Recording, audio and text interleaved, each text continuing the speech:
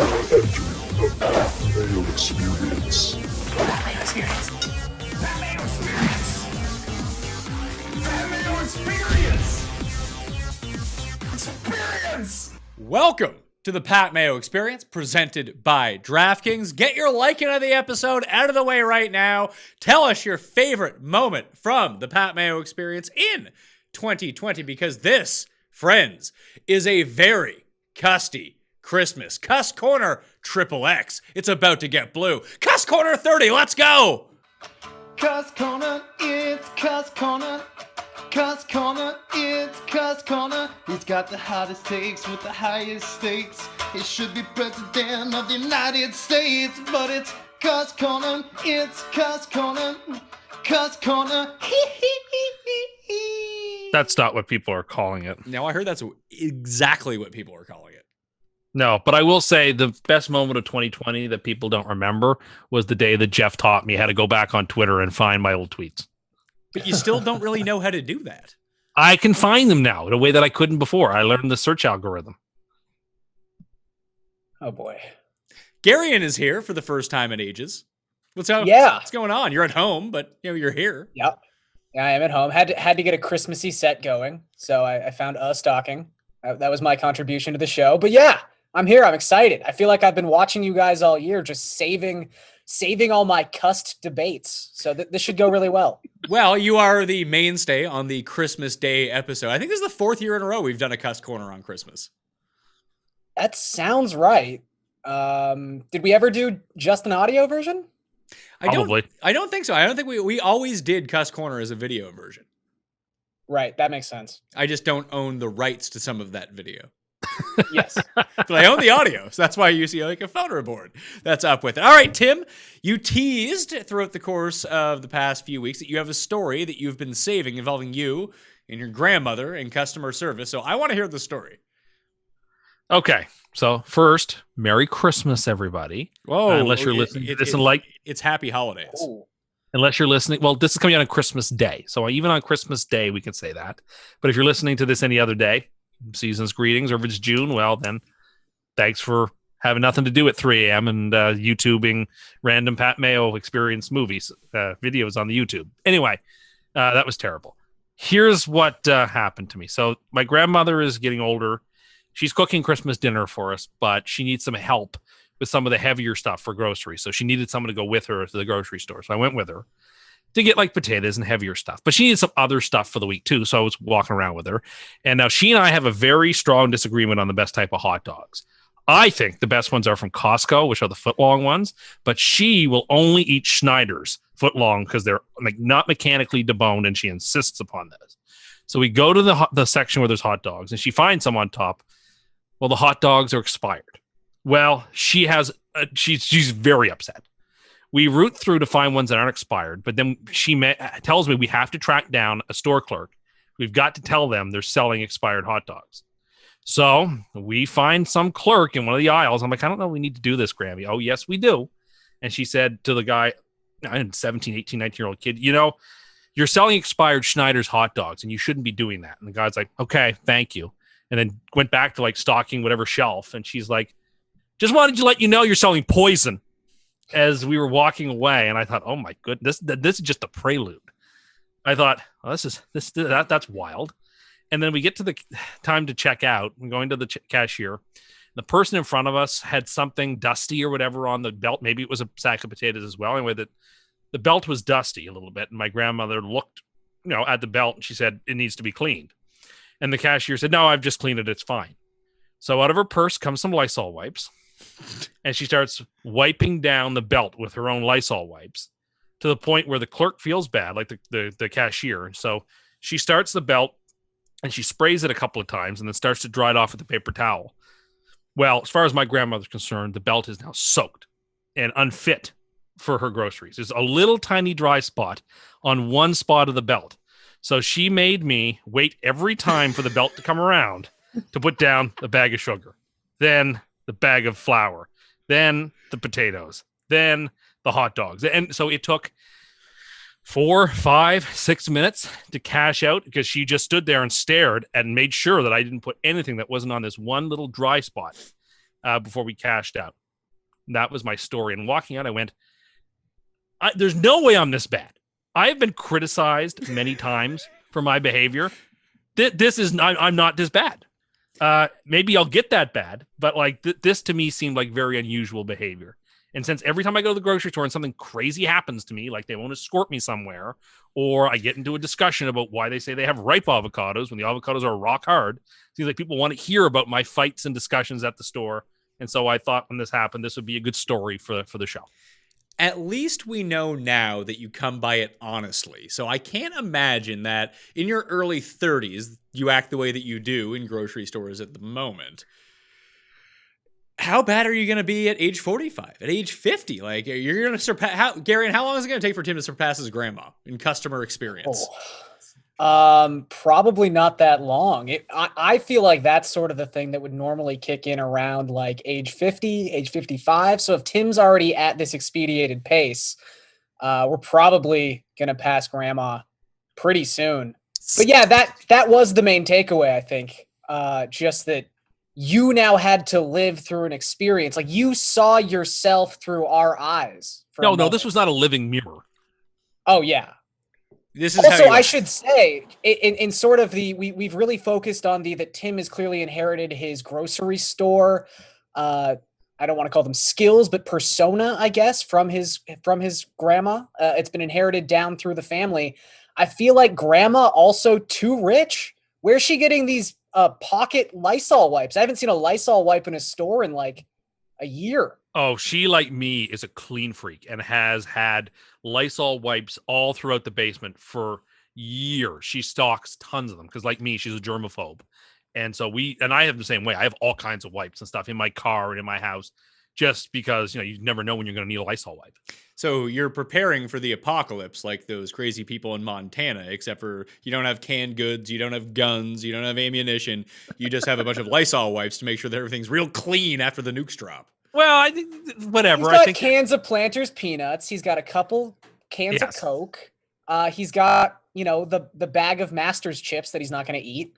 Well, really, should I eat those, Garion? Really, is that what you would do with those chips? Would you eat them? If I had 2 bags, I probably would. Yeah. I sent you specifically 2 bags, so I figured you would want to keep one of them. You can eat the other ones. I thought it would be generous to let someone else have the other bag. They're Tim, gonna eat them. Out of curiosity, just because this is something that happened to me, I don't want to seem like I'm too crazy, but I will say my dad, when I was very young, gave me a couple of the Toronto Blue Jays World Series collector tall boy cans of Coke, which were unopened. And I had them sitting on a bookshelf for, I don't know, probably the first 10 years. That's a gold mine. And then you got real thirsty. No. But the Coke just degraded the can. And I remember one day I tried to pick them up and they were stuck to the dresser because the Coke had seeped through the bottom and was now stuck there like basically rock. Wow. So I'm surprised this hasn't happened to you in the past. No. My cans, of course, my grandmother, when she got them, put them in a Ziploc bag to give them to me so that they would be protected from like the outside so that we'd have them. And she wrote the date on everything on them. She can be persnickety like I am about that kind of stuff. Like likes to date things when they give them or put them away so that people have them and know when they got them. So it's been in this bag, but it's never eroded. I have to say it's in, it's not a trading card, but like if you talk about mint condition, like that's what I've got here. I don't know. Has it been professionally graded? How are we to take your word on this? Well, this is what I mean. I don't know how we could professionally grade it, but it's a gold mine. I'm shy. I mean, I don't know if you think that everything that you say is a gold mine is absolutely worthless. You're still holding on to Batman Forever cups from McDonald's from the early 90s. One day, those are going to be real valuable. To who? Collectors. People. The Tommy Lee Jones estate. I'm sure old Two-Face has got a bunch of those. You got to remember it. That's a performance of a lifetime. All right, Tim, do you have any actual topics for us to talk about? Sure. I have all kinds of topics. I wrote them down on my phone here. Hold on. You wrote them down? Garion. You wrote them down in your phone? I wrote them on my phone. See, my name is Jimmy Stewart. And at Christmas time, when I'm not sending my drunk uncle to the bank to ruin people's fortunes, I write down things that are important. And I wrote it on my phone on the notepad function. Do that sometimes. Why is your Jimmy Stewart impression just a really excited version of you? That's how Jimmy Stewart talks, like No. this, you see? No. I was gonna say it's a less excited version of his Christopher Walken.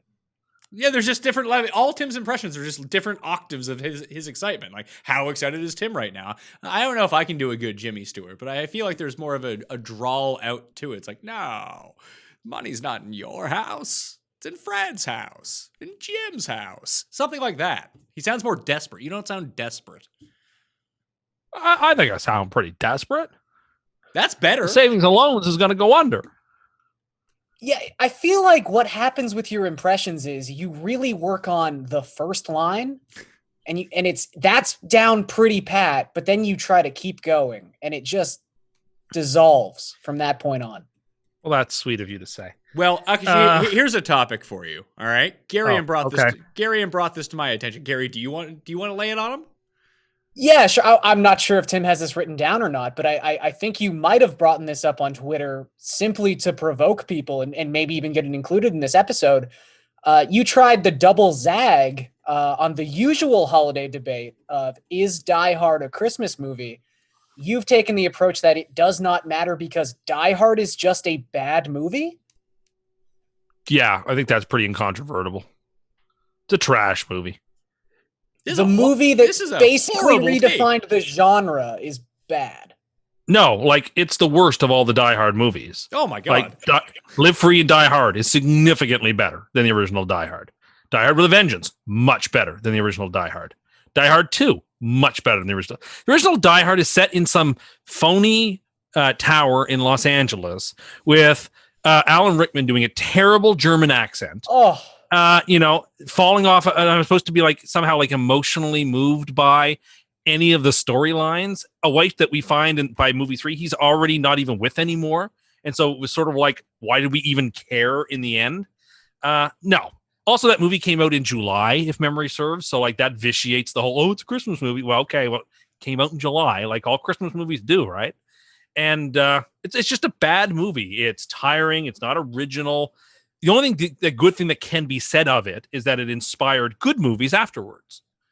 So wait, your thought process is Die Hard is not an original movie, but no, the plot you like the retreads that came after it, which also just through sheer logic would then not be original movies. I liked the storylines in the second one, the military colonel, set up in the church trying to like take over Washington, D.C.'s airport to hijack the plane. That was a neat concept. You just like Dennis Franz.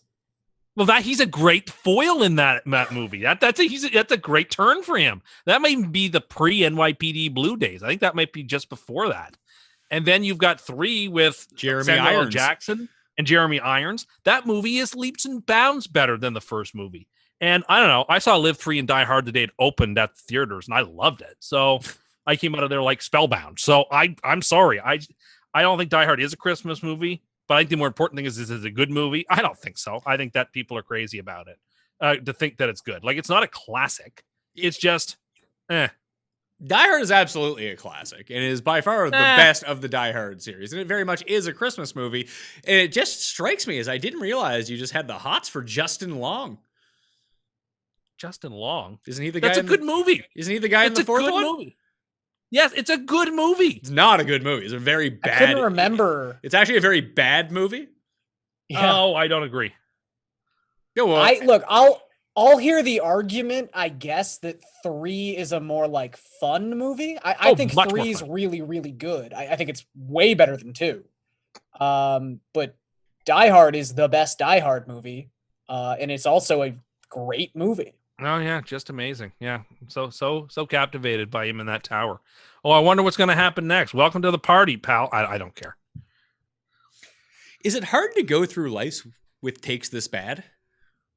Like, is it a struggle for you? Like, do people look down on you because of it?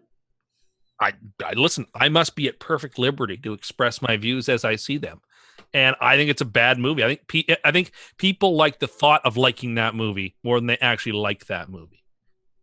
I just think somehow if you found like the 6 other people on the planet who don't like Die Hard and you asked those 6 people, are there any redeeming qualities of this movie? You know, anything that you can take away from it that you really enjoyed? All 6 would vehemently say Alan Rickman was fantastic in that movie. He is one of the greatest movie villains I have ever seen. But you've tripled down on this take by not only do you dislike Die Hard, but you dislike it because of Alan Rickman? Not because of. He's a part of why that movie is not as great as people think it is. He wasn't nominated for an Academy Award for that movie. It's not like he was like one of the greatest, supporting roles in movie history. The way you're intimating. I mean, I think in terms of, like I said, an action movie villain, which I think you could run through the Academy Award nominated version of that character pretty quickly. It's 0. So I'm gonna say that he's pretty much at the top there.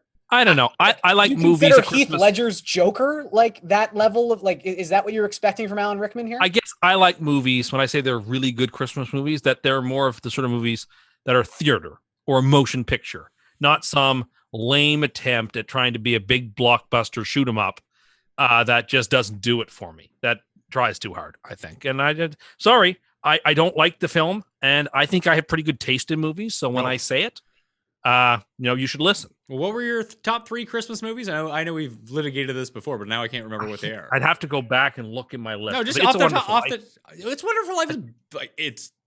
I love that I movie. can't watch it. It's so boring. It's because it's old, and you don't like old movies. That's absolutely It's not long, true. and you don't like long movies. That is absolutely not true. It's just a bad movie. Oh, you like a lot of movies from the 30s, do you? You like those? Well, there's not a lot of good movies from the 30s for one thing, so that's tough. I even think The Bishop's Wife, which is a Christmas movie from the 30s, is pretty good. Better than Die Hard? Yeah, but that's not saying much. Can I guess the rest of your list before you reveal it? It changes all the time. Like Elf right now is on that list for me, and it didn't used to be. I'm surprised by that. I was gonna say like it's gonna be Miracle on 34th Street, or some other Christmas movie that came out before 1950. Yeah, just some basically unwatchable piece of trash. Everyone knows that the 3 best Christmas movies, in no particular order, are Eyes Wide Shut, Kiss Kiss Bang Bang, and Die Hard. Those are the 3. It's easy. Yeah, I think It's a Wonderful Life, and probably the original Miracle on 34th Street. You would watch these movies over Eyes Wide Shut. Yeah, every Christmas, yes. Why? I would. You need to spice up your fucking Christmas, pal. Bad Santa's close to. Bad Santa's a very number 4 on that list, for sure. Bad Santa 2 is not, though. No. And Christmas Vacation. I stood in line to see Bad Santa 2 opening night. Well, this should tell you about your taste in movies, that you thought that Bad Santa 2 was going to be good. There were like 12 of us in the movie theater. It was a matinee. So why did you stand in line? Because I got there early thinking there'd be a line. Oh. And then I got there and I'm like, well, what am I going to do now? Like, I'm at the theater, so I might as well wait. All right. So let's hear one of your topics. I'm curious now. Okay. So I have a list of tips. First is a practical tip. If you're somebody who receives Christmas cards, make note of the people who sent them to you and send them one next year. It's a really nice habit to get into. It's one that's fallen by the wayside because a lot of these shiftless millennials don't even know how to use a letter or stamp, let alone know how to, write their name in a card, perhaps. But they should, and it's a good, nice, wholesome Christmas or holiday tradition to get into. If you didn't send someone a card this year and they sent one to you, just keep the envelope and the address. Write it in your address book or however you keep addresses in the 21st century. I have a book, but you may keep it on your phone or your iPad or your Fire Stick or whatever, and have the whatever it is listed there so that the next year when it comes early December, you can write cards. I think that's a really nice tradition. You should do that. So Garion, Tim, did you get a Christmas card from Tim Garion? I did not. I did. My wife is in charge of sending out Christmas cards because I just don't give a fuck. I told him not to send them to anyone that I know because I don't want to be made fun of by everyone because what do they care? So she can send them to her family. She can send them to my family if she wants and her friends. But I got the Christmas card from Tim, and like he said, it's dated at the top. My wife's first reaction to all of this was, that's what my grandma used to do. Like, what are you, from 1920? Yeah, well, Tim assumes you're going to keep it and, like, catalog it in some sort of, scrapbook, some sort of Christmas scrapbook. I don't know. Yeah, it's not going to happen. I'm not keeping fucking Christmas cards. They're going in the trash. No. I'm happy to get it. I appreciate it. It was very nice, Tim. I'm not holding on to this. Well, I like to hold on to some cards. Yeah, because you're you're a hoarder. We've been over this a million times. No, I'm not a hoarder. Doesn't take up any space. It's just one drawer. And so it takes up a drawer. How many cards do you think are in that drawer right now? Untold dozens. I couldn't begin to guess. So how do they have any meaning to you if you don't even know how many are in there? Every year when I like add some cards at a Christmas or a birthday, I'll take them out and look at some old ones and go, oh, look, I don't know. That's just, there's something sentimental, particularly if a relative has passed away. I can't possibly throw that card out. Like, do you think you have more cards in that drawer than Jeff has Herbert rookie cards? 3 weeks ago, I might have said yes. Now I would say absolutely not. And I don't think you should feel bad about throwing out a card from a deceased relative. They've already thrown their body out, so you don't even need to use the Christmas card anymore. You have memories, Tim. That's where people live, in your memories. I know, but I'm sentimental like that. Do you have a bad memory? Is that what you're saying? No, but I'm like Teddy from Memento. No, Teddy had a good memory. Do you look back on these cards though? Hold on. Leonard had a bad memory in Memento. Yes, you're right. Teddy was the one whose lies you could not believe. But you're correct. I do look back at those cards on occasion. Like I said, when I add new ones, like this January, when I put my Christmas cards away, I'll probably like rifle through to the middle or bottom of the pile and just take a look at some of the old. I don't know. They mean something to me. And I bet you I'm not the only one for whom they mean something. And so even if it only matters to 1 out of every 15 people you send a card to, if you've made the world a little bit kinder and nicer through your actions, and what's a stamp, 65 cents, then hey, it's worth it. Jeez, I mean, I'll validate this for you. One, to kind of steer into your narrative, I do not know how to use stamps. What do you mean you don't? Wait, hold on. What do you mean you don't know how to use stamps? Because he's a millennial. If you said I had to send a letter somewhere, I wouldn't know how many stamps to put on it. You just need the one. But Garion's not a millennial. You're a millennial. Garion's like Gen Z or something. No, he's not a millennial, I think. But Tim is a millennial. We should really nail that down. Like Garion would, like, I don't know, can't write his name anymore because he types everything all the time. Yeah, why? Okay, what was the illiteracy thing there? That was kind of weird. Not illiteracy, just millennials type everything these days. So I don't know if they even know how to write things longhand anymore. I have very nice printing. I've been told many times I print like a girl, which I think is that's a big compliment. When it comes to printing, I mean, it's probably just because when you dot your I's, you use a heart, and that's probably why people say that. I want smiley face. I appreciate them. But Tim wrote his Christmas card to me in cursive, and it took me and my wife like 5 minutes to decipher what it said. It said "Merry Christmas and Happy New Year." Yeah, it was tough to like figure out. Sort of it's like when hieroglyphic. It's like when I get letters from my grandma. It's like old person cursive. It's like, how the fuck can anyone read this? It's like a doctor wrote it. In your case, the doctor did write it. Oh, are you that kind of doctor? Do you write a lot of CUST? Yeah, doctor of terrible takes. Are you writing a lot of prescriptions? No, I'm. I wonder if millennial doctors these days even write on pads, because again, they don't write anymore. Millennials don't write; they just type everything. That's why I say I don't know if they even know how to write. You see, like, bad penmanship because, like, they type everything in the world is typewritten these days. Well, how could you? I mean, of the three of us here, you're the only person who might have illegible handwriting. So I would watch these takes. And if you say that millennials don't write anything, where are you seeing their poor penmanship? Well, when I used to teach, you would see that in the booklets because I would require my exams to be written by hand. So you would see that. But just in general, like, you just know that these guys or girls don't write anymore. Like, and so it's all lost art. And so Christmas cards are like a nice little way to blow the dust off that and renew something. You know, you see on the news every year these warm stories about like soldiers who were in war who wrote a Christmas letter back to their sweetheart or their family or something. It's like, what are we going to be talking about 80 years from now? How some kid playing Fortnite put down his controller so that he could type an e-card out to a friend and sent that through the internet? Like, I don't know. That doesn't seem to me to have the same type of romanticism. But maybe I feel like you're just romanticizing war. That's different than romanticizing Christmas and writing. No, just the letter is the medium through which. Anyway, I get. Look, I received a. I think aside from like my grandparents, I received one Christmas card so far this year. It was from my friend who I've known since elementary school. She is the exact same age as I am. She's a millennial. And when I texted her to thank her for sending me a Christmas card, which I know, Tim, you will hate, she...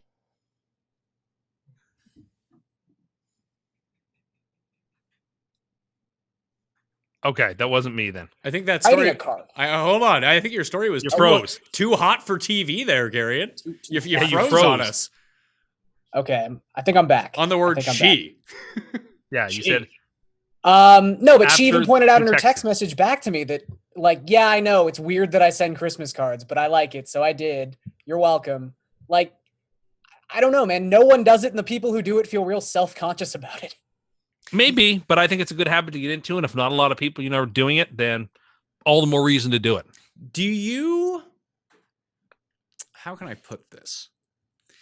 Is it hard for you to live in contemporary society since everything you like was well out of fashion 30 years before you were born? No, I mean, I don't think this is out of fashion. And there are some things that are traditions that I think are nice and wholesome, and they don't hurt anybody, and they're kind. So why not express a little kindness in the world? I mean, I can just send a text. That's what I do. Merry Christmas. You could. That's but what there's something it's to not. be said- It's not a could. It's what I do.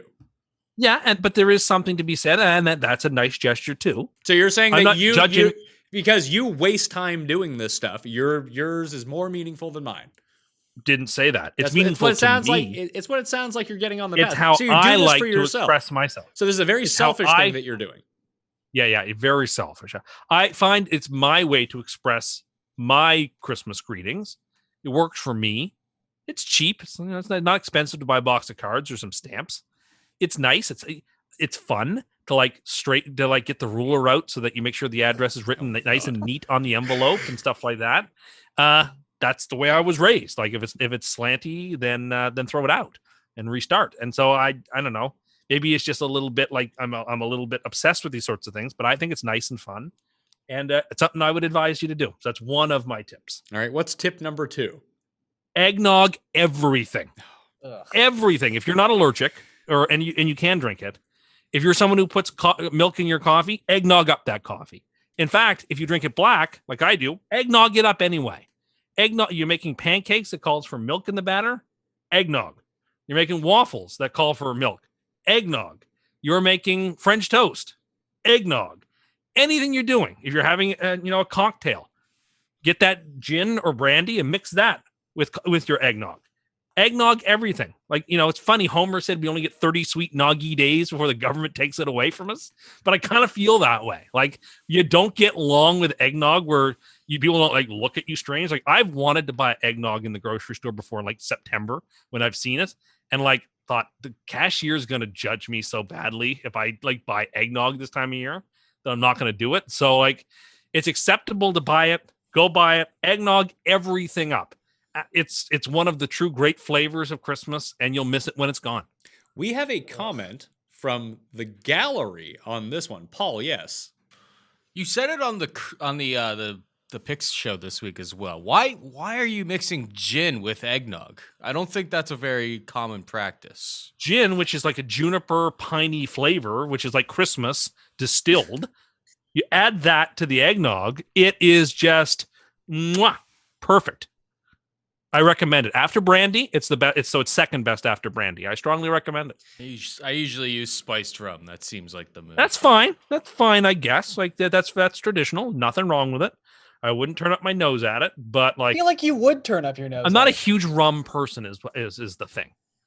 Rum is already really sweet, and eggnog is sweet, so I don't need to add double sweetness. I'd rather go with something a little bit, a little different. That's me. I'm just saying this is what I think works for me.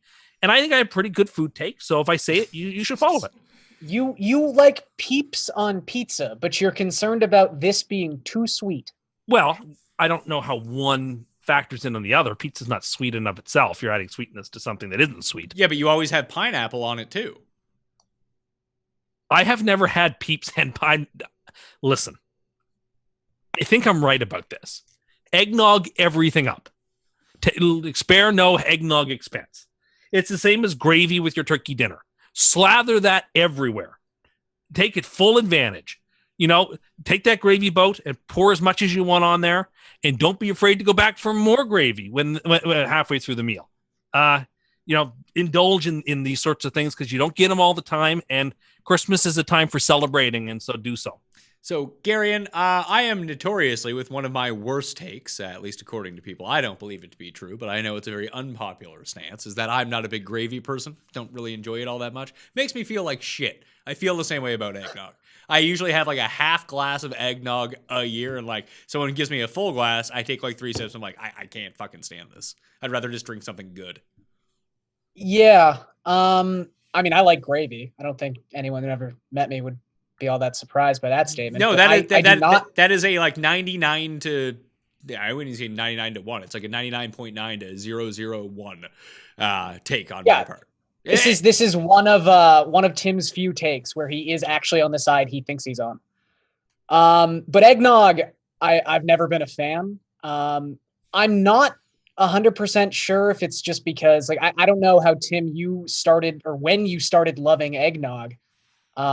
But I feel like as a child, when it was given to me, it wasn't all that good. I didn't enjoy it. And obviously it didn't have any alcohol in it. And maybe that's when people start loving eggnog again, is when you can make it into drinks. But I just didn't like it. So I've never even tried to mix with it. Honestly, I like it even without the booze. I'm not a big alcohol drinker to begin with. So just on its own, it's fine. I've loved it since I was little. I've always had. My grandmother loved it. My mom and dad loved it. I loved it. Yeah.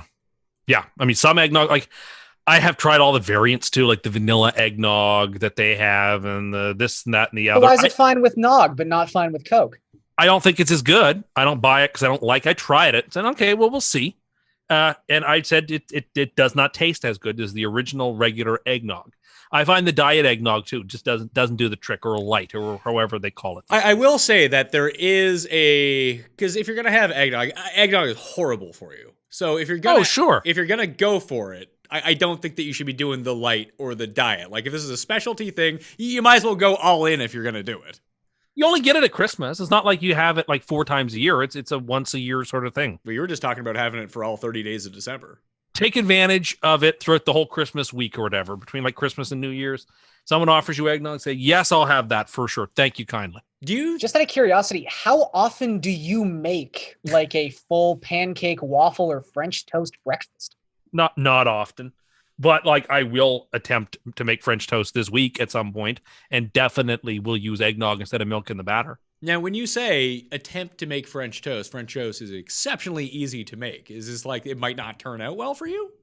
I'll probably end up burning it because I cook it so infrequently that I never know when is golden enough. Although I don't mind it being kind of overly cooked, to be frank. But anyway. The only people who like stuff being overly cooked are people who are really bad at cooking. And I've told you this many times, whether it's barbecuing or whether it's anything on a pan and you're using your oven, or even actually, you're not allowed to use the oven. I think is that still the case? Are you still allowed to use the oven? I'm allowed to use the oven. What are you talking about? You said you were afraid to turn it on. No, I'm not afraid to turn the oven on. Are you sure? Because I feel like we have a clip of that somewhere. I got to go find it now. The barbecue I don't like turning on. That makes me anxious. That's right. But you cook everything at maximum temperature. That's why it always burns. You have no the higher the heat, the better the flavor. That's what Gordon Ramsay says on those YouTube videos. No. No color, no flavor. Well, how do you get the color? High heat. God damn. Searing things and cooking things so they get cooked through are two totally separate endeavors here, Tim. Yeah, I get it, but like I find if the heat is high, I don't have to cook it as long because it gets cooked. Yeah, but you have no margin for error with it. It was like when we went to the day like after Christmas, and we all went to your place to cook bacon and cook everything. We let me and Geoff do most of the cooking on this, not Feinberg, our other friend Geoff.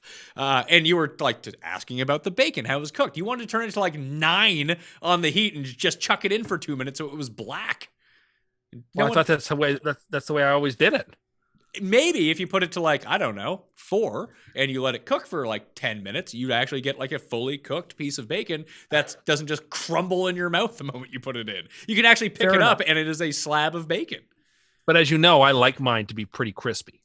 Now, it sounds like it's crispy on the outside and then raw in the middle. Well, that's why Tim can't have thick bacon. Yeah. It just reminded me of like I hosted a Super Bowl party like 6-7 years ago, and I thought I'd make like deep fried chicken wings myself.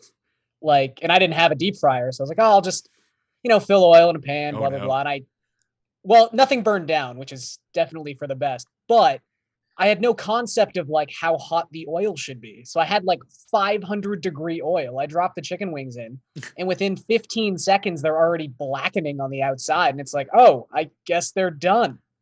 Even though the chicken had then cooked in the inside for like 15 seconds. I feel like that's how Tim cooks everything, pretty much. Not everything. Trial and error, but mostly error. But I had never seen a stove setting that was below medium that I'd ever want to use. And I go the other way. I enjoy to cook. Listen, I think cooking takes a lot of patience. You need to really watch what you're doing if you actually want to cook something properly, and so it tastes good. That lower heat, let it cook a little bit longer.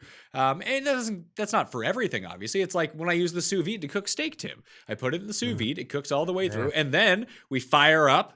We put on the cast iron pan on the stove. You put in some canola oil because it has a higher burning temperature so it doesn't smoke everywhere.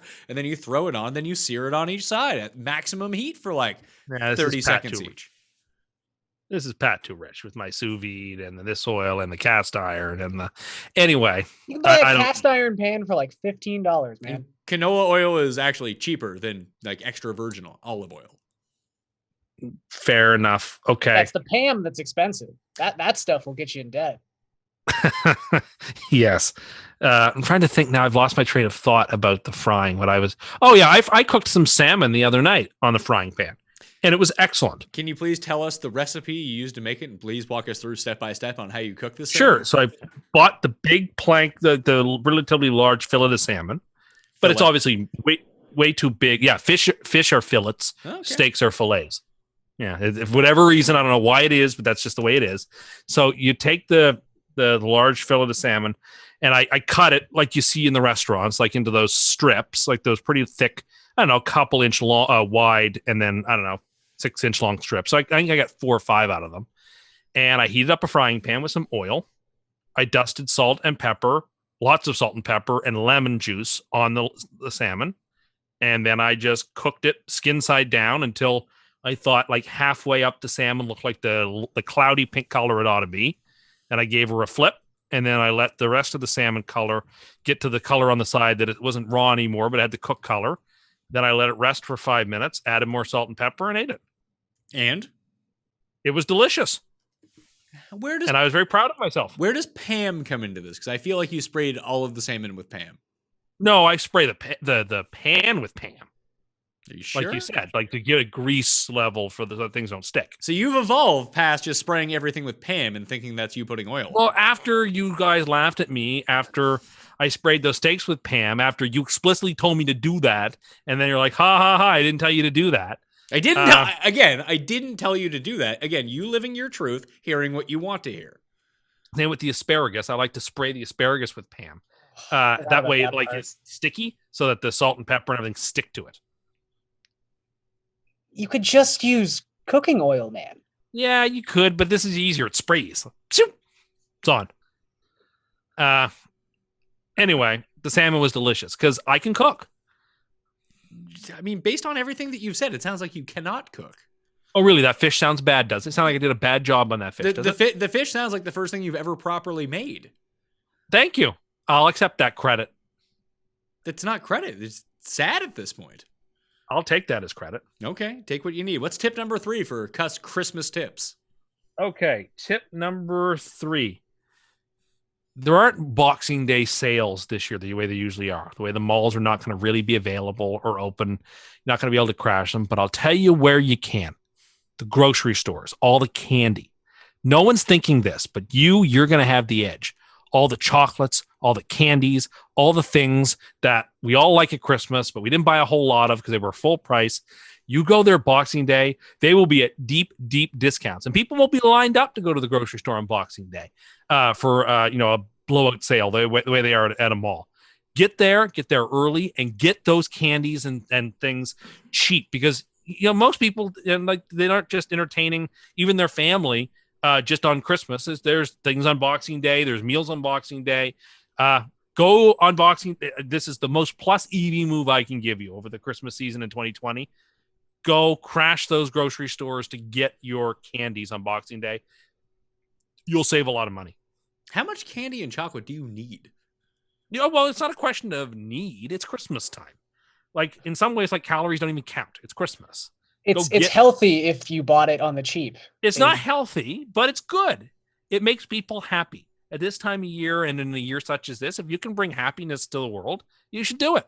I guess this is the part of the show where every year we have to remind Tim that Boxing Day is only a Canada thing. So this tip Is that true? I think it's true in Great Britain and Australia. Yeah, it's New like Zealand. UK, Australia, and Canada, I think, are the only countries that have a Boxing Day. So this tip is not helping a lot of the people.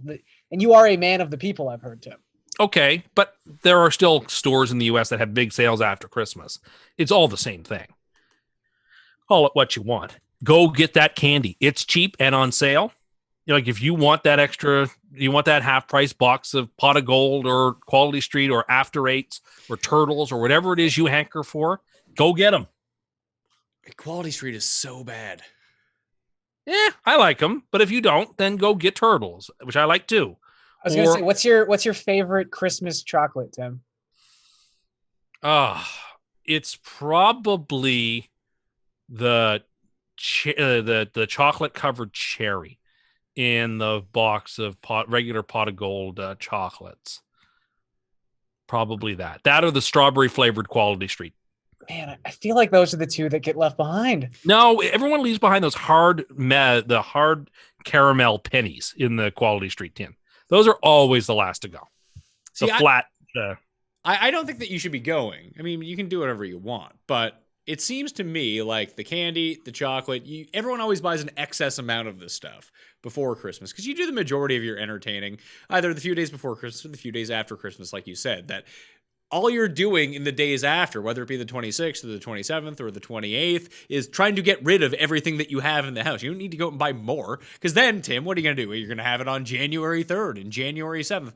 Some people just don't like to have all that stuff around. I mean, why even have it anymore?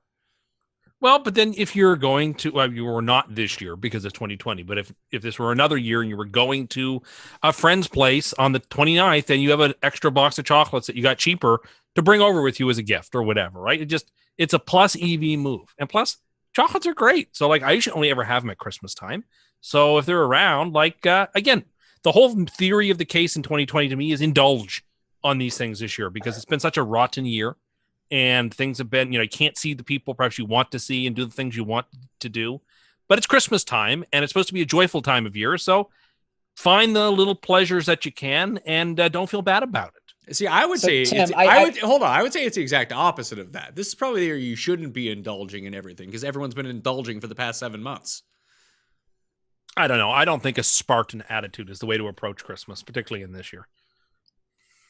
I mean, you could come up with an excuse to eat lavishly whenever you want. Really. Oh, I'm really. going to next year too, because it'll be the first year we can all get back together again. After, but then once 2022 comes around, then it'll be a matter of maybe pulling back the reins a little bit. But you never pull back the reins though. You're going to do exactly the same thing this year as you've done every other year. I like Christmas because I like the whole indulging part of it. Like it's but you indulge year round. There are no limitations to this except for those 2 weeks you did keto. I did it for like 2 months. When was the last time you didn't eat something you wanted? Oh, I don't know. Exactly. Sure you don't know. It hasn't happened. There are days where I think, I'd like to have a double cheeseburger from McDonald's, and I don't get it. Nuggets instead? That happens several times a week. But you go to McDonald's several times a week. No. I've been like 4 times in the last month. No one's buying that. We already went over your schedule earlier this month about going to McDonald's. Yeah, but I mean, like, I haven't gone in the last week or two. Oh, yeah. Well, Garion, as we found out from Tim, that if you go to McDonald's before noon, it doesn't really count as McDonald's. I did catch that revelation. Good to know. Very good to know. If I go through the drive-thru and just get a coffee, that's really not going to McDonald's. No, that wouldn't be. I mean, that's fair, but when are you only getting a coffee? Sometimes. Like if I'm on the road and I just want a coffee and they were the dollar coffees for a while and it was cheap. And they're near other coffee places. Why not just whip through the drive-thru and get a dollar coffee? But you said they've had this 2 for $5 McMuffin deal that you just couldn't say no to. I think they wound that down. I think they've well, that is such a great deal. Anyway, it's a great deal. But Tim, I don't want to put you on the spot. I I'm not quite sure your process of list making, so I'm not sure if you can just whip one up for us. But I've been kind of going back and taking notes on these prior Cust's Christmas episodes, and you've kind of got yourself a little collection of gifts that I would say are sort of like emergency gifts for when, someone shows up that you don't think is going to come, or if someone invites you over and you need to bring something on the 29th, like you're saying. So in terms of the excess boxes of chocolate, scratchers, and Subway gift cards, what's the best gift to bring to someone on the 28th of December? It depends on the, I mean, I want to sound like a cop out, but it depends on the circumstance. If I'm just going to see one person, a friend, I think Subway gift card's the way to go. If you're going to a event where like people are bringing dishes, then the box of chocolates is the way to go. So it depends on the circumstance. They're all great gifts. I'd be fired up to get any of them myself, which again is why I bought them, because I'm like, I'd love that, man. That'd be great to get that gift. Okay. So McDonald's has this thing on right now where if you spend $25 on a gift card, you get 6 free donuts, which means if you buy $50 of gift cards, you get 12 free donuts. McDonald's sells donuts? Yeah, in the morning. They've been doing that for years, bud. They're not as big as the Tim Hortons donuts, but they're pretty good. Actually, I was talking about this with somebody the other day. They're good, but they're not as good as Tim Hortons donuts, but they're still pretty good. They're not something I'd go out of my way to get, but they had it on the sign the other day. It was like, buy a $25 gift card and get 6 free donuts. So I was like, you don't have to tell me twice. So once again, you're just getting gifts to benefit yourself in a very selfish move. There are multiple places. Who the fuck wants your $20 McDonald's gift card? You're doing you're dealing with adults. Really? You realize that? Get them a fucking nice bottle of wine or something. I think people would be fired up for McDonald's. You would be fired up because you're addicted to McDonald's. No, I'm not addicted. As Tim knows, there have been times in my life where I could have used a $25 McDonald's gift card. It would have saved you some faith. But you've paid back that interest now. It's true. My point is, and I've actually seen a lot of places do that this year. I've seen a lot of places offer things for gift cards. Like Subway sort of pioneered it. Because everyone's going out of business. They need to get your cash flow in. Well, these big mega companies aren't going out of business. I don't know. Subway's continued to close down locations. Coca-Cola just laid off like 20% of its workforce. I don't know if that was a layoff or a furlough, to be honest with you. It said laid off. Yeah. But you think that's fake news? I don't think it's fake news. I feel bad for those people. I hope when things pick up again that they'll be able to rehire them, because like it's tough go because aluminum's been hard to find. That's what I understand. Like there's an aluminum shortage. So. But why not a bottle of wine, a nice bottle of liquor, something like that? If I know liquor and wine, you need to be careful with, because that not everybody really wants that gift. Yeah, but if you know that is not true, because even if you don't drink wine, just get a nice bottle of red wine. You can give it, because worst case scenario, they can just re-gift it. It gives them something that they can give someone else. Yeah, I mean, if you know that person would appreciate alcohol and doesn't have a problem with it, and then that would be a fine gift. Are there a lot of people you know that have a real problem accepting alcohol? We would do like in our not that I know, but you can imagine there are people for whom. Yes, you're right. If you go to an alcoholic's house who's in recovery, don't get them alcohol. Sure, Tim. Thank you. So I'm just saying it's a sensitive gift. I'm fine with it though. It's a fine gift. There's nothing wrong with it. I mean, $20 on a bottle of wine. I guess that I don't know what that gets you these days. Oh, I'm not saying $20 for a bottle of wine. You spend a bit more than that. I would hope so. But yeah, well, I don't want your shitty fucking McDonald's. I don't want a gift card for something that's cheap. But I'd use it, and you use it because you have a problem. I don't have a problem. You're only buying McDonald's gift certificates so you can get free donuts from fucking McDonald's, and you might be the only person on earth who knew that McDonald's sold donuts. Well, I guarantee that is not true.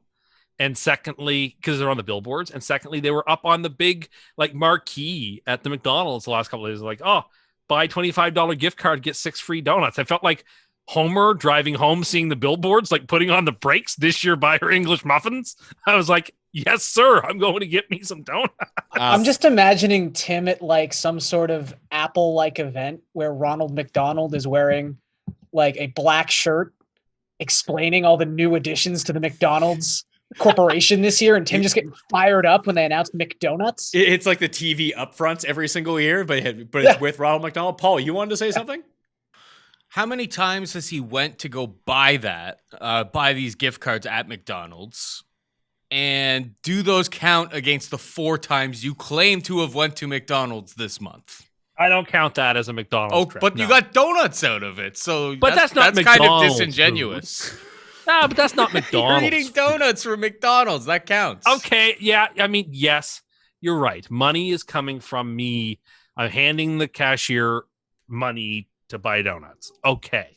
But that's not like going to McDonald's, right? McDonald's, like, you know that I'm right about this in a sense, even though No, you're not right about this. You're at McDonald's spending money and eating stuff that's from there, and you're like, oh, I've only been there 4 times this month. You've really been there, but you've actually been there like 14 times this month. They're little donuts. They're like twice the size of a Timbit. Like, they're small donuts. They're 2-biters. Do you have any more Christmas tips for the people? I did write here. My advice to people this year with the new year coming, something to get in the habit of doing, is buy yourself a journal and start journaling starting New Year's Day. You will find it to be very cathartic. You will find it very emotionally satisfying to spend 20 minutes at the end of each evening, dedicating 10 to 15 to 20 minutes each evening, just writing down a few thoughts on the day, just getting them out, getting them on paper. I think it can be a very, very useful habit and discipline to get into. I like to do it, and I would advise you to do it. I think you'll be happy to do it. Again, do you have no memory? Sure, but it's a tradition that stretches back a very, very long time in human history that people like to just therapeutically express themselves based on what they did. Do you remember what you did on March 2nd, 2013? I guarantee you don't. I do not. You're right. On that specific day. So, but also, why do I care? Well, you might be interested. Like, why would I be? We get a snowfall. I wonder when the... because it's snow. Let me see where I was. Let's see. Toronto weather, March 2nd, 2013. Let's see if it snowed or not, Tim. There's a thing. Like, it's an entire database on the internet where you can look this stuff up. Yeah, but it's not the weather from my house. Right. Again, Tim, did you happen to journal the last time we did a CUST Christmas episode? I mean, I'm sure I would have mentioned it. Because if you had, you'd realize that you gave this same tip last year. Did I? Well, see, some people are better prepared. I did not crib my. Well, I guess that shows you how much I think it's a good idea. I guess it does. Once again, I'm recommending it to the people. It was cloudy and -4 on March 2nd, 2013. Sounds delightful. Oh, yeah, it sounds fucking fantastic. March. It would have been really strange if you would just happen to pick March 2nd, 2015, because I can tell you exactly what I was doing that day, because I met my girlfriend that day. Oh. That is strange. You swiped right? Oh, yeah. Probably not on March 2nd, though. Probably on February 27th. Well, there is something that I want Tim's take on, and Gary and you too, because it's something that I know that a lot of us struggle with. Not so much Tim, but I'm sure that you've experienced this now the past couple years. What do you buy for your spouse, long-term girlfriend? Like, what can you get them for Christmas? Because I can't figure it out. Yeah, it's tough, especially this year. I feel like everything seems so, I don't want to say insignificant, but usually I think we tend to give each other Hand jobs? Experiences. Yeah. But hey, here's a night at a hotel, or fancy dinner, or trip to Detroit, or some other, Trip just to let's Detroit? go do something. Is the experience don't get shot? Yeah, it's getting the heart rate going a little bit. But we'll buy comedy tickets to some place, or concert tickets to some place, and kind of make a whole day of it. But this year it's obviously very tough to do that. So I don't know. Slippers, a robe. I'm just trying to think of 2020 stuff. Yeah, I got my wife a speaker, a Bluetooth speaker, because she really wanted one. I was gonna get her one of those stands. We have those, Tim. That's why I sent them to you. I use it every day. I'm glad that you like my practical gifts. It's the most. I'm using it right now. I have my list on my phone that I'm looking at on my little side table with it in my stand. I will say this to kind of back up, like, this isn't quite journaling, but for this specific case, one thing I do like to do is just throughout the year, if I'm shopping with my significant other, Yes. and they happen to mention like, oh, I like this thing, or yeah, Correct. or at a store where they say like, oh, I've always liked the stuff at this store, even if it's really practical stuff. And I know people don't often like to get practical Christmas gifts, but you know, my girlfriend had been complaining about how lumpy our pillows were for like a month. So I got her some pillows for like really nice pillows for Christmas. That's not going to be like the main gift, because that's how you get put out onto the street. But you know, I've been just trying to sleep without pillows recently. you've been trying to sleep without No pillows. Trying to go pillow free. Why? I find like sometimes it can crick my neck a little bit, and so I'm trying to stay perfectly flat and keep my head laying just on the mattress. Now, when people think that you're a serial killer, this is going to be one of the reasons why. No, because like I'm a can only sleep on my back type of sleeper, and I find that when I'm laying there, my head is slightly elevated with most of the pillows.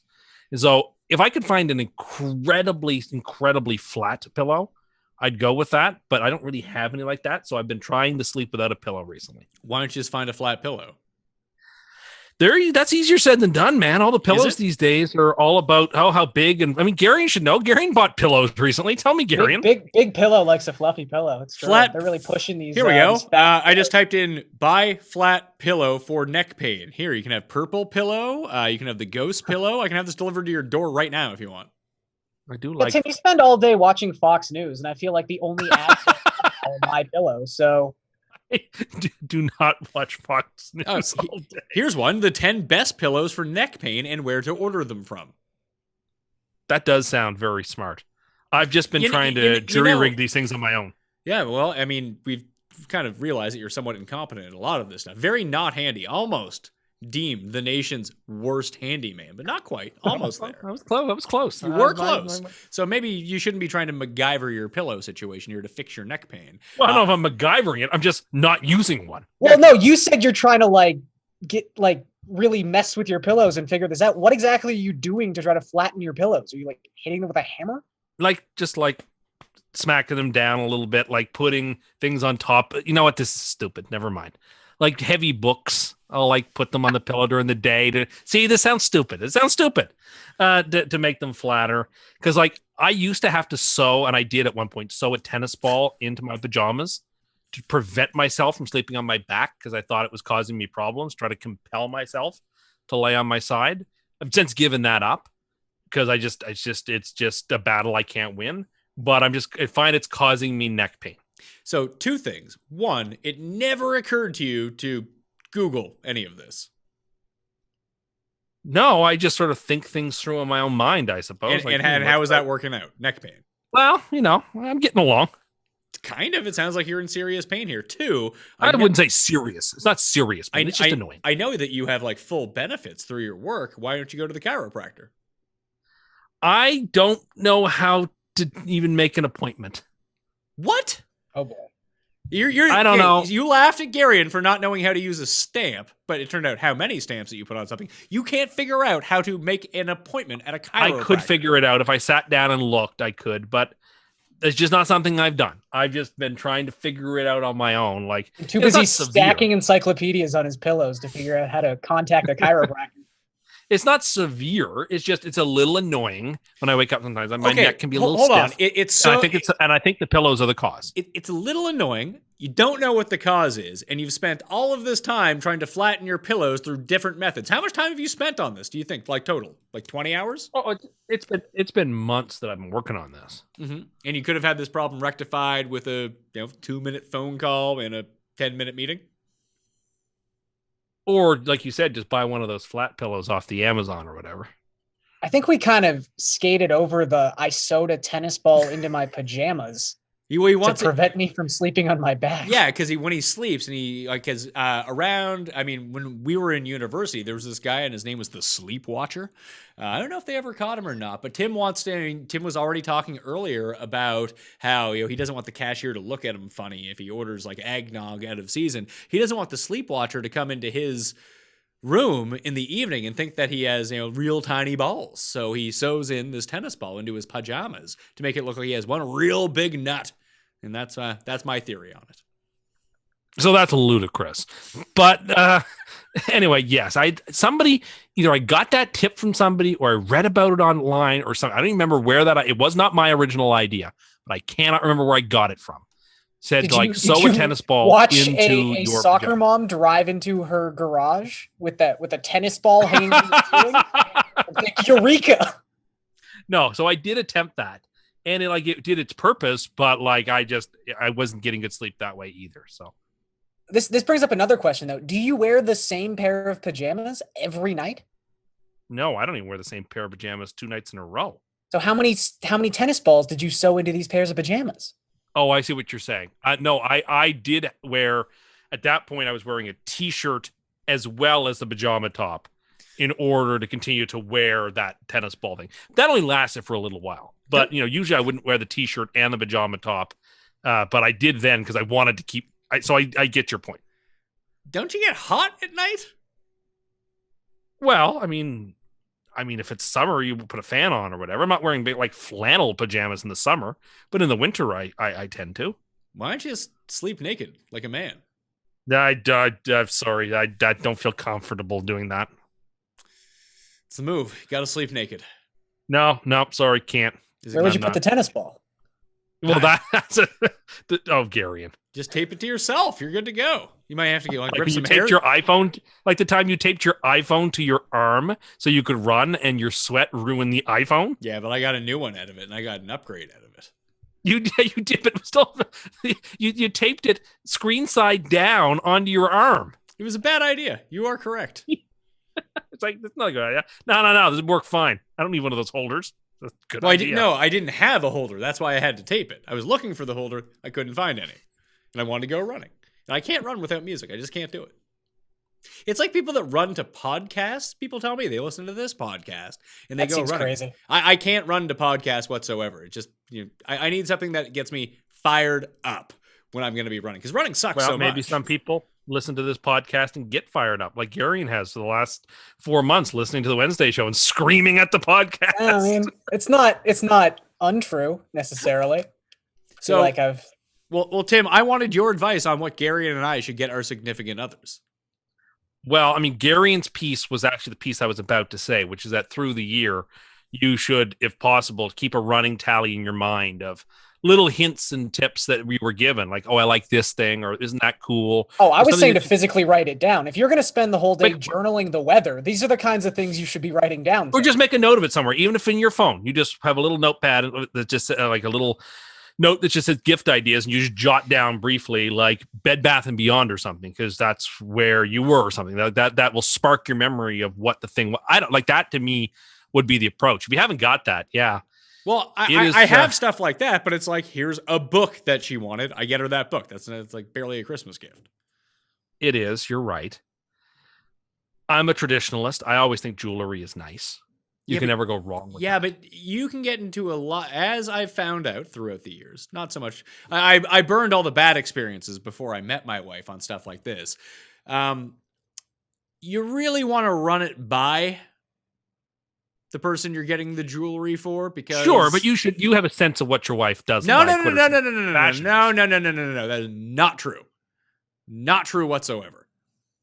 You want to run it by them to get what they want. Because then you put them into the awkward situation that you picked out something fucking tacky that you probably spent a bunch of money on and they fucking hate. Then they feel obligated to wear. So it's a Christmas gift that you spent a lot of money on that they don't like and then feel shitty about wearing. You don't want to do that. Well, the amazing thing is, I've got good news for everybody, is that People's, the diamond store, actually has this great promotion on where if you buy a $500 gift card, you get 6 free donuts. So that's what you do. Game the system.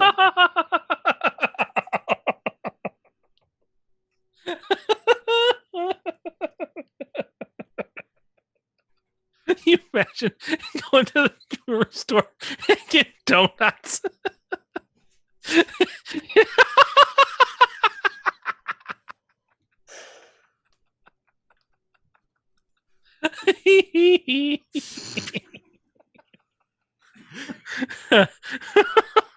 Can I put those on layaway? I'll come back for them later.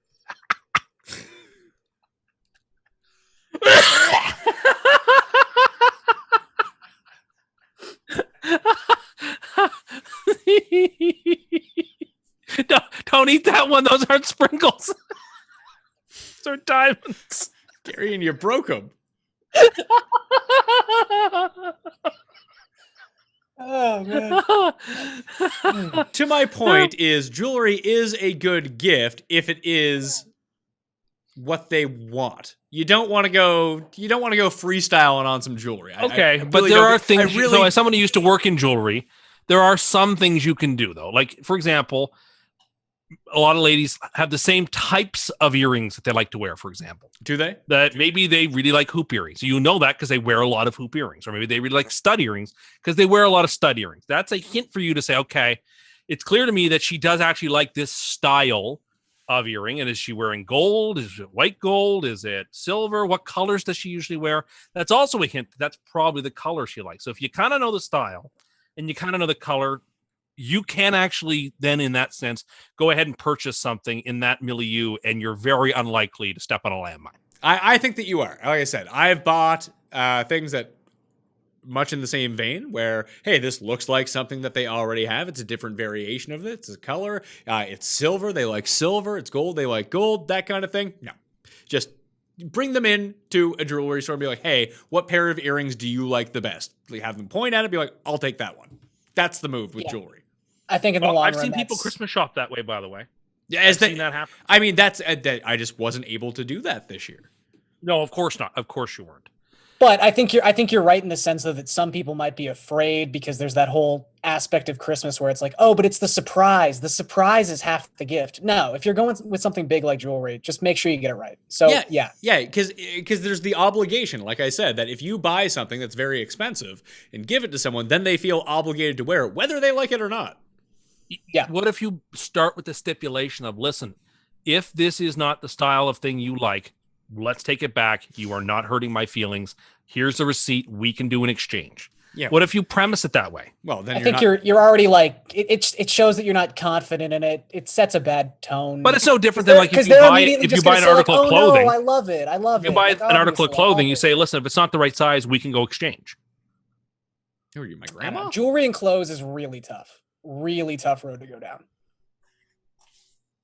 Especially like if you're gonna get jewelry, you gotta get some custom jewelry. Come on, Tim. You can't just bring that. Well, back. no. So there's non-custom stuff that's actually very, very nice. It depends what you're looking for. I mean, listen, I like custom stuff too. I think it's really sharp, and it depends on your taste and your sort of style. But for some, there are some stuff that are like off the rack rings or bracelets or tennis bracelets or whatever. They're actually really, really nice, and they've been through a lot of testing to get to that point. There's nothing wrong. Not only is there nothing wrong with the purchasing those, but those are actually really nice pieces.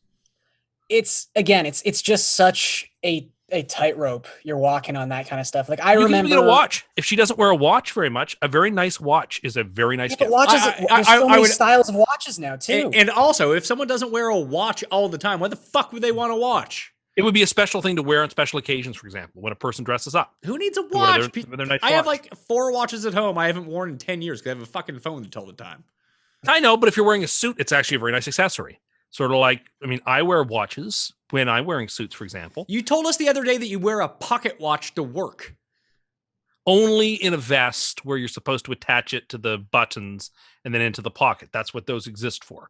I don't always wear it, but I do occasionally. And if I'm wearing a 3-piece suit or whatever, I would wear it. Yeah, I got it as a gift from my brother. Here's a quick tip. You can keep the gift is fine. You keep that at home. You shouldn't be wearing a vest or a pocket watch at a place that has fucking casual Fridays. Well, I like to wear it, and like it makes. I'm not a super casual person in that sense, I guess. But most of the time you wear like jeans and what, like a golf shirt? Yeah, or during the summer, just even t-shirts and basketball shorts or a sweater vest. work? No, never to work. Oh, No, never to work. I dress like I'm basically going to play golf when I go to work most of the time. I usually wear slacks and a golf shirt or a button down, and in the winter, a pullover or a cardigan or a vest. All right, I have a question here for Tim. As viewers may recall, we used to run a segment called Dear Custy, and you can email into the inbox. We haven't called this out in a while. DearCusty@gmail.com if you have a question for Tim to be answered on the show. And I have one right now. This is from Arkel.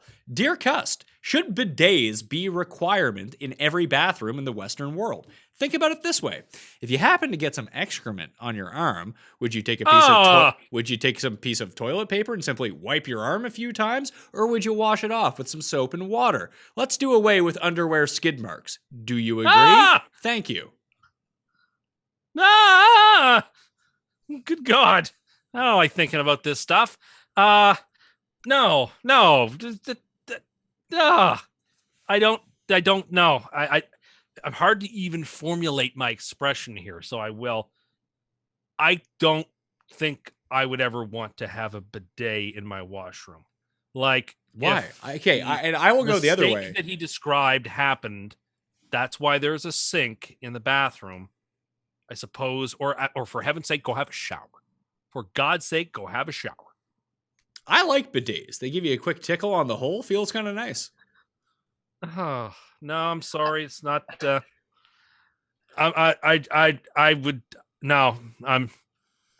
If you've had a mistake of some sort, as he's describing, just jump in the shower and clean yourself. I would have to. That's not what he's saying. He's saying that when you take a shit, you wipe your ass with just a piece of toilet paper when you could wash it off with water by a bidet. I mean, I suppose there's different horses for different courses, but I don't want to do that. This really makes you uncomfortable, huh? Yeah. Did you bathroom discussion actually outlining a scenario where shit ended up on his arm? He was just saying you wouldn't just wipe that away with a piece of paper. You would hop in the shower, like you said. I see. I'm sorry. I guess I misconstrued what he was saying. Okay. And that's why he's saying he's pro bidet, because you would actually wash off with, you wouldn't, if you got a piece of shit on your arm somehow, you wouldn't take a piece of toilet paper and go like this. Talking about bathroom stuff. It makes me feel uncomfortable. Why? I just don't like it. It's just one of those things. I'm a prude, okay? And like, I don't talk about see, you say this all the time, but you're the same guy that goes and has a beat on an airport or airplane bathroom. Like, come on. I wouldn't even step foot in an airplane bathroom unless it was an absolute emergency that I had to use the washroom, because those places are just germy and gross. I would go near those places unless the last time I think I used an airplane bathroom was when I was on my flight from Vancouver to Hong Kong, and it was like a 12.5-hour flight. So you could and I had to use the facilities. And you had to sneak a cig in the bathroom? I wanted one real bad. Do you think that they should have an airplane? Like, I've never been on Emirates Airlines. Always gets rated very highly. Like, now that air travel has been somewhat diminished, they need to bump up the fees a little bit. Like, can't we have a smoking room on an airplane that's kind of like sectioned off, or maybe a casino on an airplane that I can go play a few hands of blackjack? Room at the Hartsfield Atlanta Airport that was well maintained. That is true. They had the security guard who kept. What's that?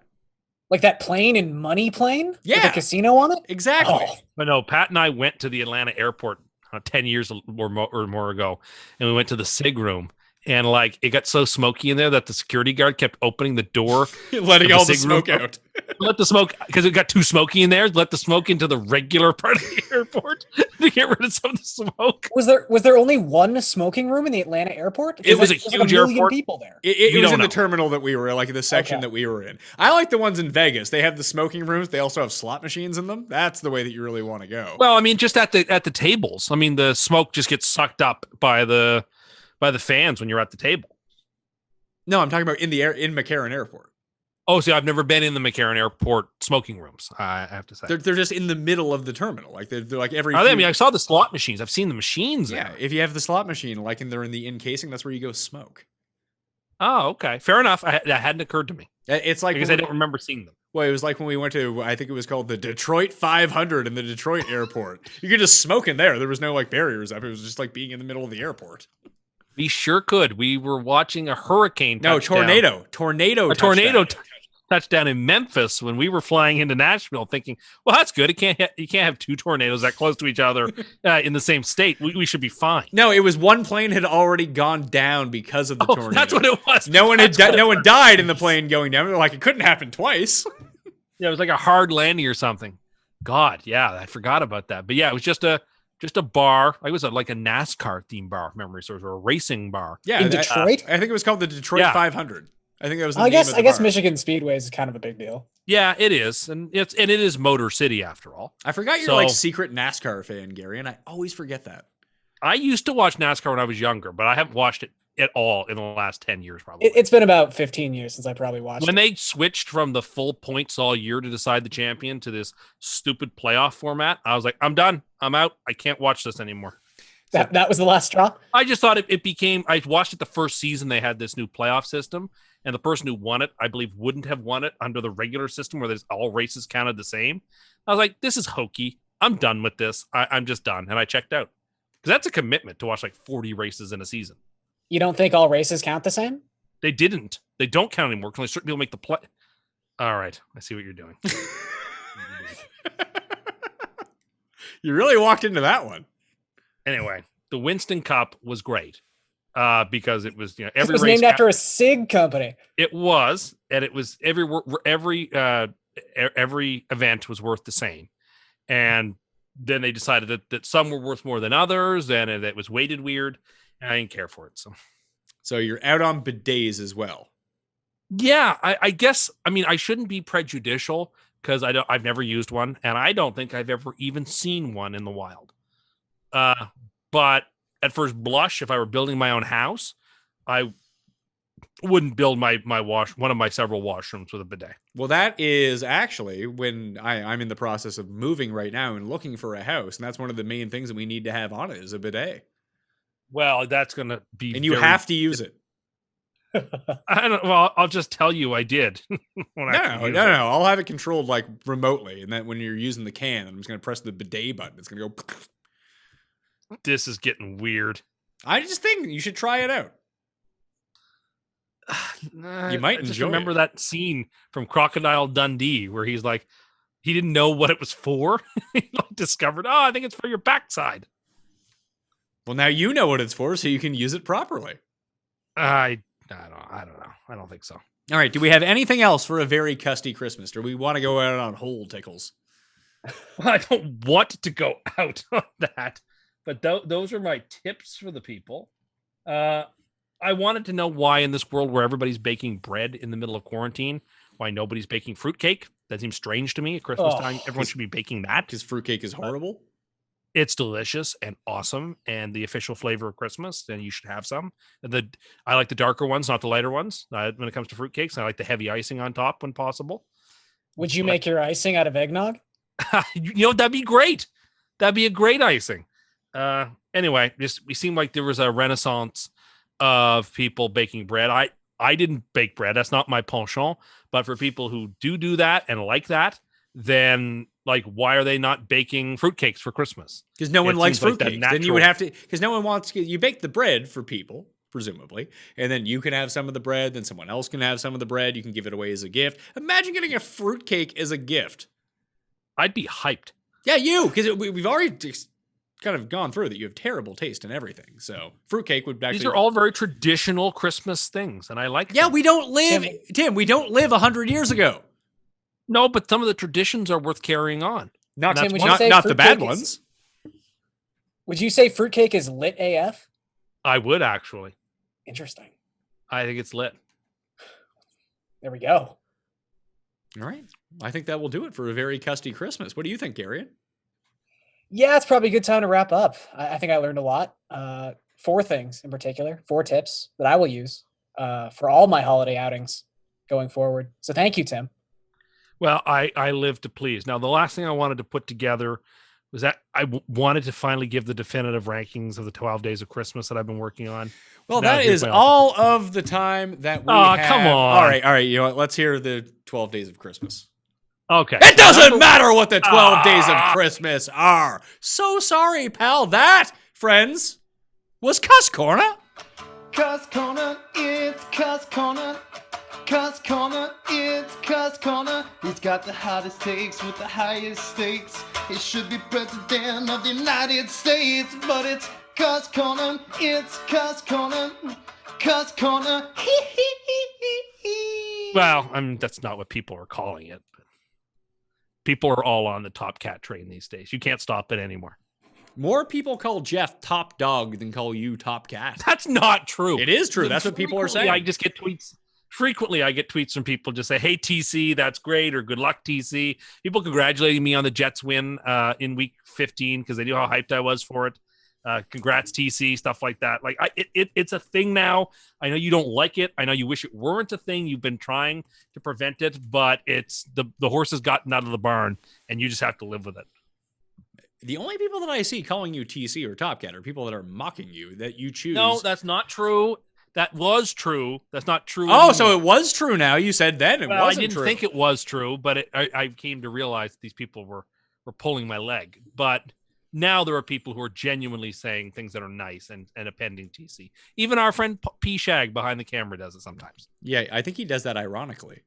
I don't think so. Not every time. TC for me stands for the Cust. Oh, come on. Merry Christmas, Tim. Merry Christmas, Paul. All right. Merry Christmas to all of you out there watching right now. Happy holidays. Please smash the like button. And thank you for choosing to spend part of Christmas Day, probably not Christmas Day, sometimes after when you're trying to get the fuck away from your family, which I actually don't have to do this year. It's one of the best parts about Christmas. I don't have to escape to some weird room in my grandparents' house. I don't have to deal with anyone. And I know that some of you out there know what I'm talking about. Not Tim necessarily, but most of you out there know what I'm talking about. But thank you all for watching. Please subscribe to Mayo Media Network. You can download all of the old CUST Corners on the very exclusive CUST Corner feed up on Apple, Stitcher, and Spotify right now, or wherever you download podcasts. You need a laugh? You can go over there. You can find the audio podcast for all of the CUST Corners. Thank you all for watching. We'll see you next time. That Mayo experience. Experience.